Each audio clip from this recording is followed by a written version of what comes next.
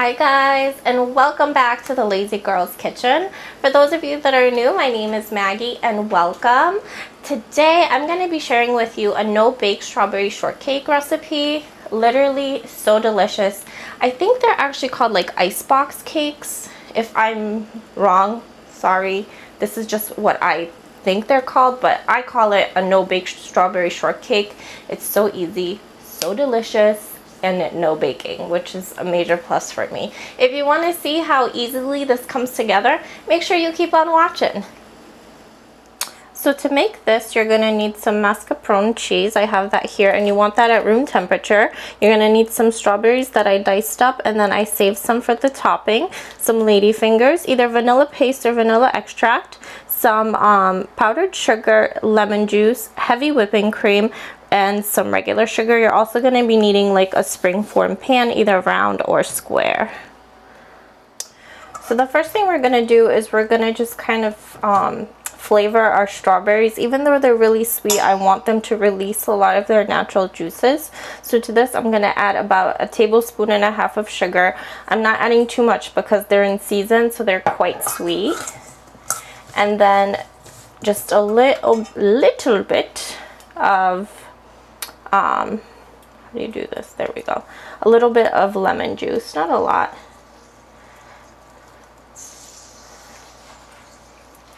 And this is going to give you that nice citrusy feeling that I love in like a strawberry shortcake when I add in orange, but I didn't want to add in orange zest to this. I wanted it to be a little bit different.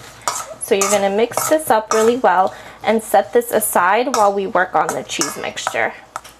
The first thing we're going to do is we are going to whip our mascarpone cheese with about 1/4 cup of our granulated sugar that's remaining, maybe not even. And we're going to whip this until it's nice and combined. Now to my softened cheese, I'm going to add in about 1 tablespoon of vanilla.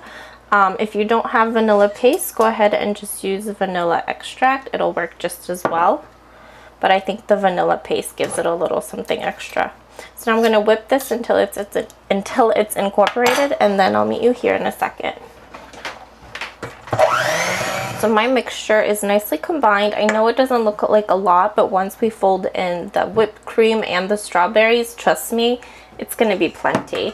So now what I have is some heavy whipping cream in my bowl, and I'm going to start to whip this until it starts to develop semi-stiff peaks. I'll show you what that looks like, and then we'll start adding in our powdered sugar. So my mixture is starting to thicken. I don't know if you could really tell. It's not stiff, but it's really, really fluffy. So at this point, I'm gradually going to start to add in my confectioner's sugar. My whipped cream is nice and stiff, as you can see. You just want to be careful. Once it starts to develop those stiff peaks, you want to make sure that you stop, because if you go any further, you're going to get butter. And as good as butter is, we just don't want it in this recipe. So now what we're going to do is we're going to incorporate the whipped cream in with our cheese mixture. And you're just going to slowly fold it in, and I know it can be a little bit of a nuisance, but you're just going to take your time and fold this baby in, and it's going to give you the most delicious mixture that you have ever come across. Look at this. It is so fluffy and beautiful. I can't. It's going to be magic. Final step for the mixture. You're going to add in your strawberries. Probably should have planned ahead and got a different bowl, but too late now. Alright, so we're just going to mix in the strawberries, and then we can start layering our cake. Alright, my mixture is nice and combined. It's all right here.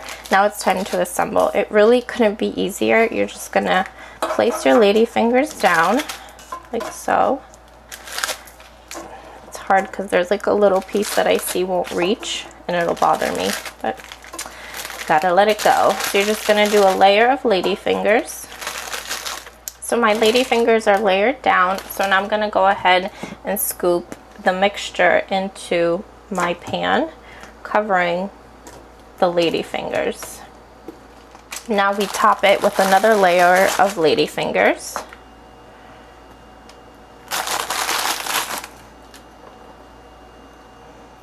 So I topped the second layer of ladyfingers with the remaining whipped cream mixture, and now just to kind of give it a little bit of, you know, garnish, I'm gonna take the strawberries that I originally set aside, and I'm just gonna toss them on top of here just to make the cake look a little bit, you know, nicer.